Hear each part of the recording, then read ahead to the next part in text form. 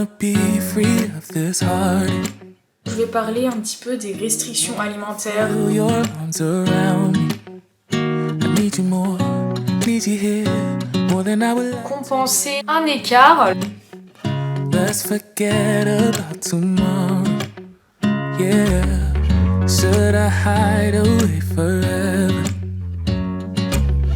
Should I close my eyes and never again?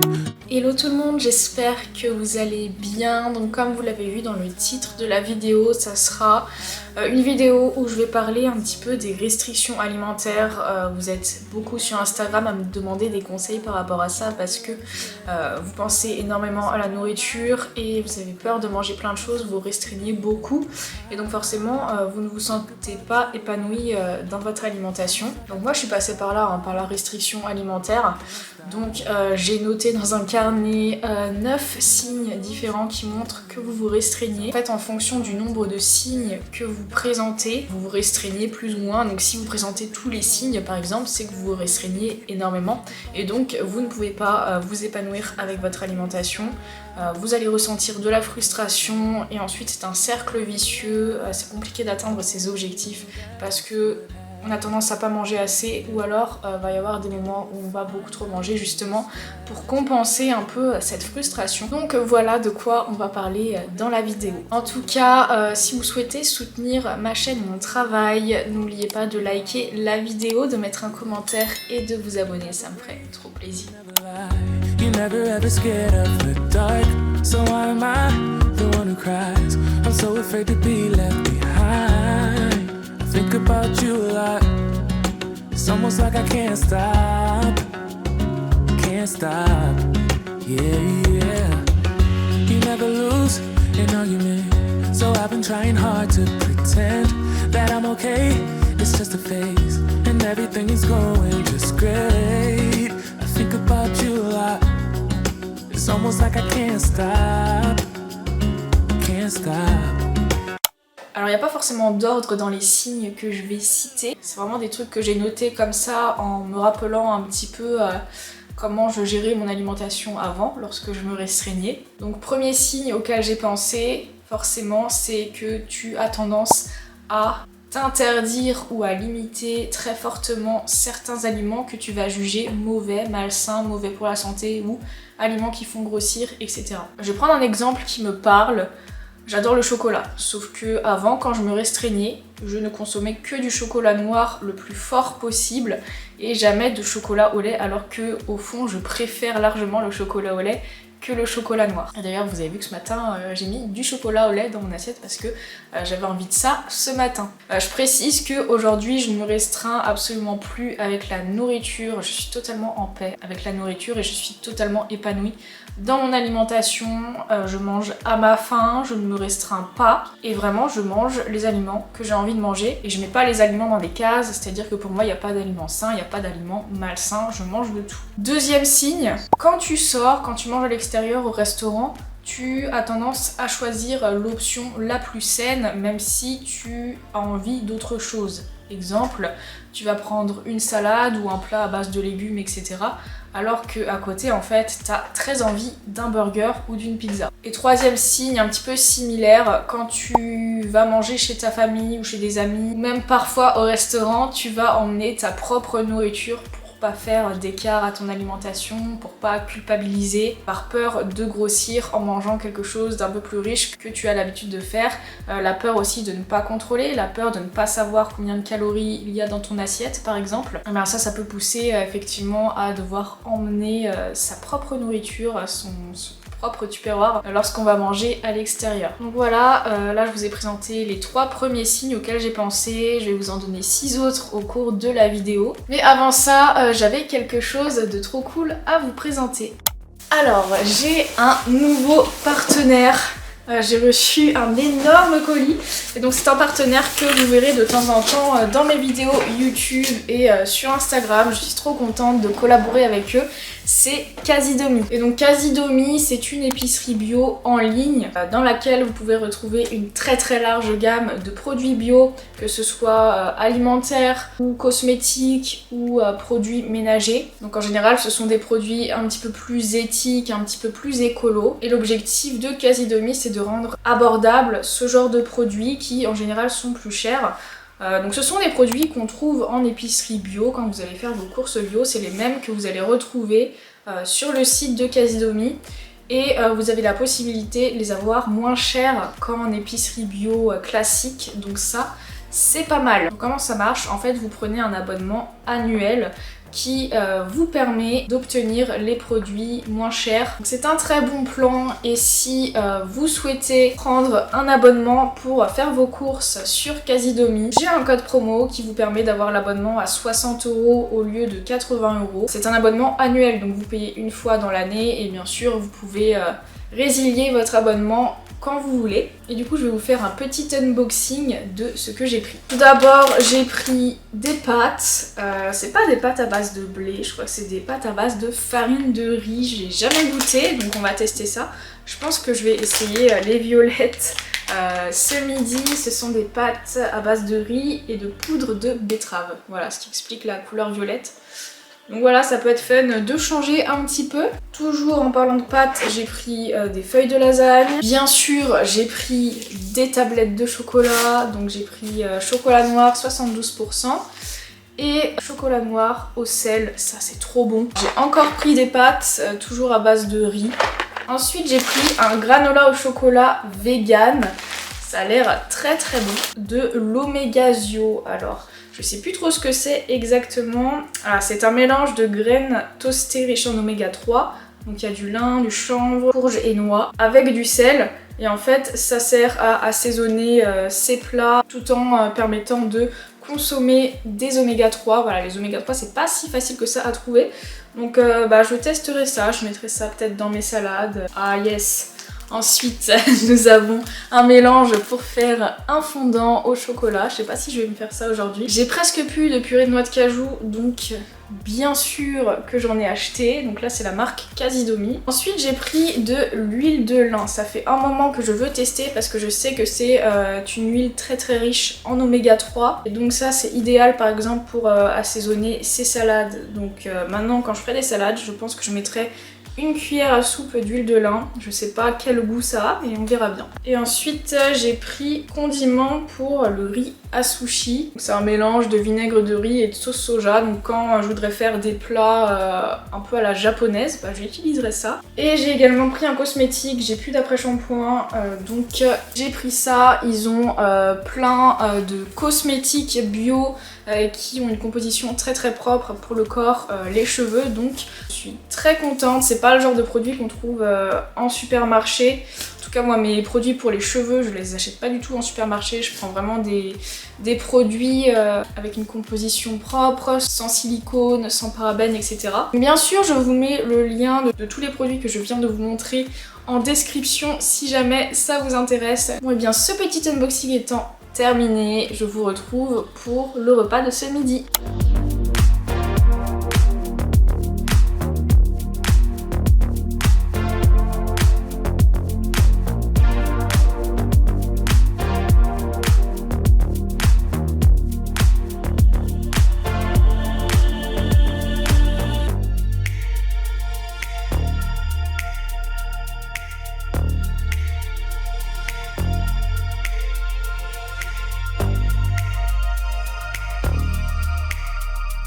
Bon alors nous allons goûter cette petite salade avec ses nouveaux ingrédients.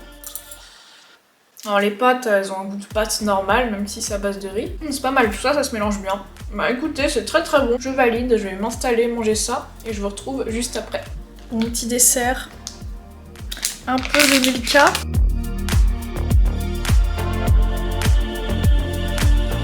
Bon, maintenant je vais vous donner 3 autres signes de restriction alimentaire. Donc le 4e signe, c'est que vous culpabilisez quand vous mangez quelque chose que vous considérez pas comme sain. Et ce que vous allez faire, vu que vous culpabilisez, vous allez compenser au repas suivant en mangeant un peu plus léger ou en supprimant les glucides ou quelque chose comme ça. Ensuite, 5e signe, c'est que vous anticipez les écarts. Mais même si vous n'êtes pas en perte de poids ou quoi, c'est vraiment hors régime, hors objectif. Si vous savez que vous allez aller au restaurant par exemple, les repas d'avant vous allez compenser et manger léger pour pas manger trop de calories dans la journée justement. Il y a même des personnes qui vont jeûner avant ce genre d'événement. Et 6e signe, vous attendez un moment précis dans la semaine pour vous faire plaisir. C'est-à-dire que tous vos repas de la semaine, vous n'allez pas les manger parce qu'ils vous font plaisir, vous allez les manger parce que ce sont des repas sains, etc. Mais c'est pas spécialement ce dont vous avez envie.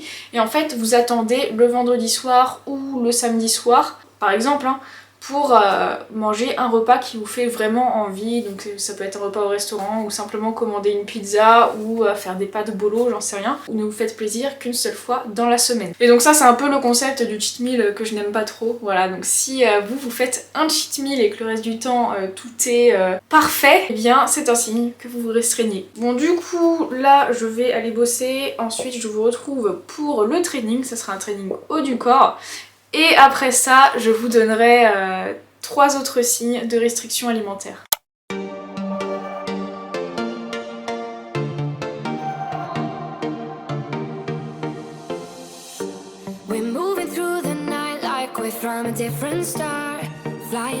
Pour rappel, vous pouvez retrouver mon programme sur mon site internet et profiter de la promo jusqu'au 30 avril.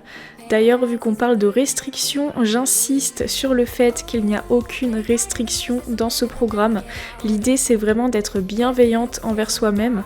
Et dans la partie nutrition, justement, j'explique quelles sont les stratégies à adopter pour se transformer sans aucune privation alimentaire. Donc n'attendez plus afin de profiter de la promo à moins 40% et rendez-vous vite sur margofit.com.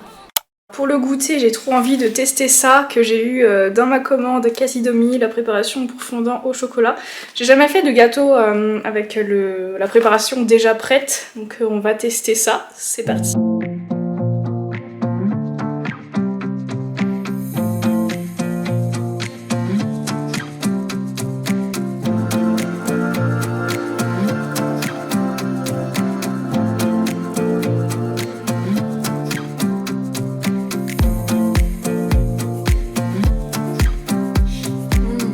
Commentaire si vous êtes plutôt team gâteau au chocolat ou tarte aux fruits. Moi si c'est pas un gâteau au chocolat et si c'est un gâteau aux fruits, je suis très déçue. Bon, je pense que je l'ai fait trop cuire parce qu'il est pas fondant, mais bon, il reste très très bon.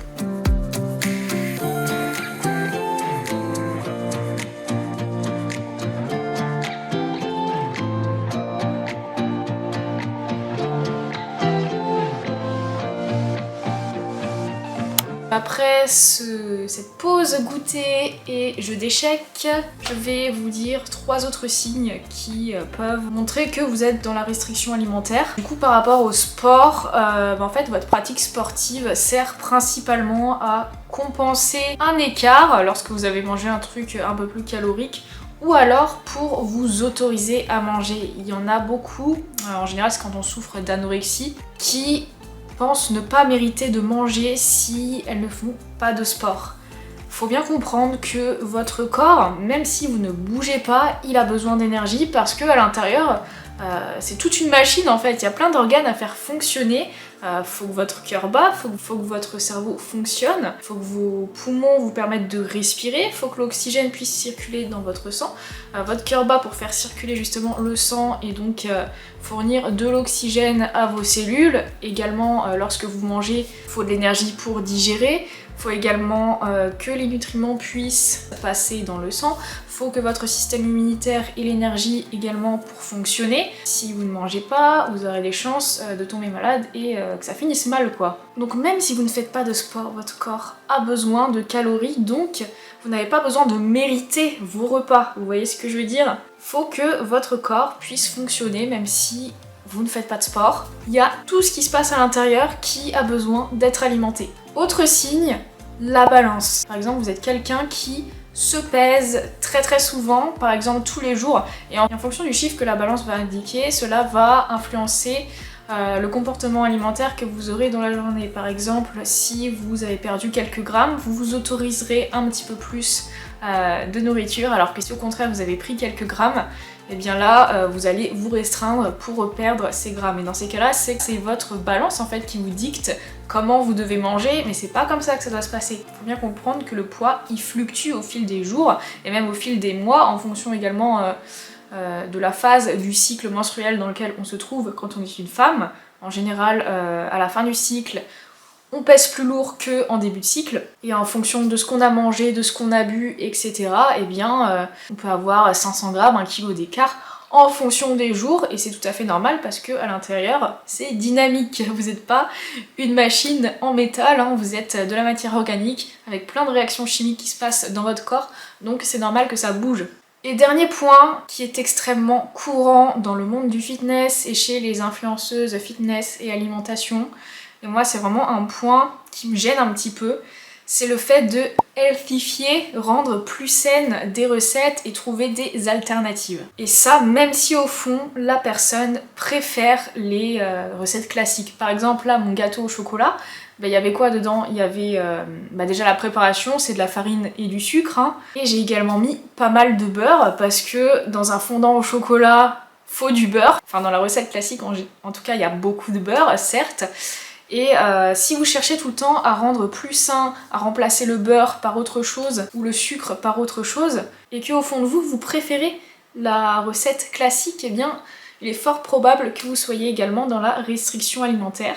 Donc à moins de préférer une recette alternative, ce qui arrive, hein, moi parfois je me fais des recettes alternatives de pancakes, je fais mes pancakes paléo à base de bananes, poudre d'amande et œufs, donc qui sont 3 ingrédients considérés comme sains, il n'y a pas de beurre, il n'y a pas de sucre certes. N'empêche qu'ils sont très bons, et ils sont beaucoup plus rapides à faire que des pancakes classiques. Donc je comprends qu'on puisse parfois préférer des alternatives pour une question pratique, une question de temps ou une question de goût. Mais si vous allez toujours faire des recettes alternatives alors que vous préférez la recette classique, c'est là qu'il faut bien comprendre la nuance, eh bien c'est de la restriction alimentaire. C'est vrai que c'est énormément la mode de rendre plus healthy des recettes.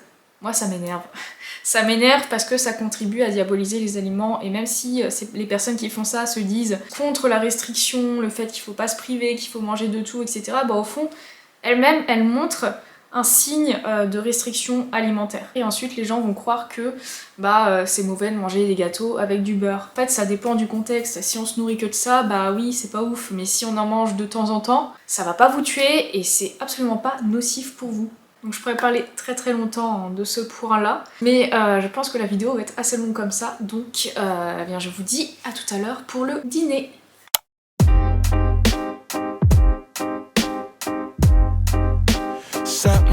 Da ba da ba da ba ya. Da ba da ba ba ba da ba ba ya. Set the ba da ba da. Boy ya. Da ba ya. Sunlight that always stays. Dinner by the waterway. Du coup, parmi les 9 signes de restriction alimentaire que j'ai cités, si tu en présentes la plupart, c'est que tu es dans la restriction alimentaire et sûrement tu n'es pas épanoui avec ton alimentation. Alors si tu présentes un ou deux de ces signes, ça va, hein, ça veut pas dire que tu souffres de troubles alimentaires.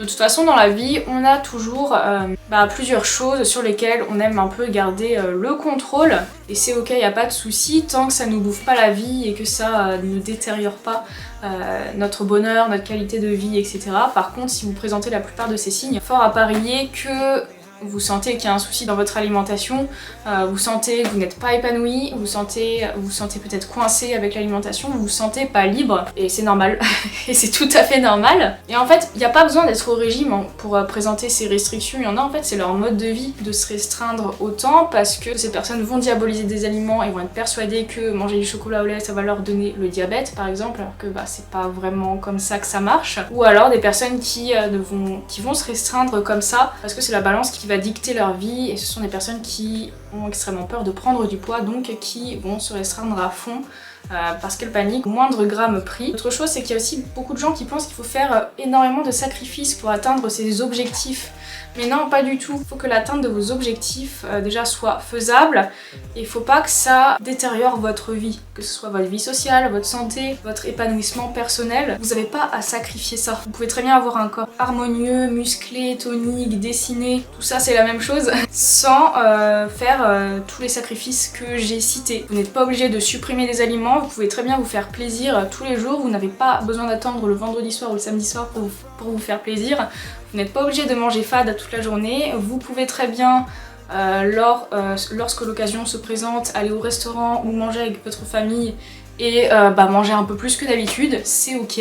Faut vraiment pas que ça soit prise de tête. L'idée c'est vraiment de tenir tout votre mode de vie sur la durée, et je pense que si vous présentez énormément des signes que j'ai cités dans cette vidéo, je suis prête à parier que vous n'êtes pas prêt à tenir ce rythme toute la vie. Et en fait tout ce que je vous ai cité, c'est des trucs que moi j'ai vécu. Il y a une époque, je présentais vraiment tous ces signes parce que je voulais atteindre un objectif et je pensais qu'il n'y avait pas d'autre moyen que de faire autant de sacrifices pour pouvoir avoir un physique un peu plus dessiné. Mais à cette époque-là, j'avais beau faire tous les efforts que je voulais, faire énormément de sacrifices au niveau de la nourriture, m'isoler socialement pour pouvoir ne pas faire d'écart à ma diète, m'entraîner comme une acharnée à la salle, j'avais pas du tout les résultats que je souhaitais, c'était super frustrant, donc j'étais persuadée d'avoir un métabolisme lent et de pas avoir une bonne génétique, alors qu'en fait il suffit juste de savoir lâcher prise, certes faire les bons choix alimentaires, et de toute façon lorsqu'on a un objectif et qu'on veut se transformer, je ne dis pas qu'il faut pas faire d'efforts, au contraire ça demande un certain effort, mais ça ne demande pas d'énormes sacrifices, faut bien faire la nuance. Dans tous les cas, faut que ça soit tenable, parce qu'ensuite c'est des habitudes que vous allez adopter et que vous apprécierez tenir toute l'année. Comme par exemple augmenter son nombre de pas, ça c'est tout à fait faisable et c'est pas un gros sacrifice par exemple. Par contre, manger poulet, haricots verts tous les jours pendant des années, là c'est un gros sacrifice qui vous rendra malheureux. Donc pour résumer, vous devez absolument trouver une routine alimentaire et sportive qui vous permet d'être épanoui et que vous pourrez tenir sur le long terme, parce que c'est comme ça que vous atteindrez vos objectifs. Arrêtez de penser rapidité. Si vous pensez ça, vous risquerez d'être déçu. Faut bien avoir une vision sur le long terme. Dites-vous que ce sont les actions que vous allez répéter chaque jour sur le long terme qui vont vous permettre de vous transformer et ensuite de maintenir un physique qui vous plaît. Pour tenir sur le long terme, il faut que ce soit épanouissant, il faut pas que vous vous sentiez frustré et restreint justement. En tout cas, j'espère que cette vidéo vous aura plu et aura pu vous aider si vous vous êtes reconnu dans ce que j'ai dit. N'oubliez pas de liker la vidéo, de mettre un commentaire et de vous abonner pour soutenir ma chaîne, ça me ferait trop plaisir. Et sur ce, je vous dis à demain pour une nouvelle vidéo.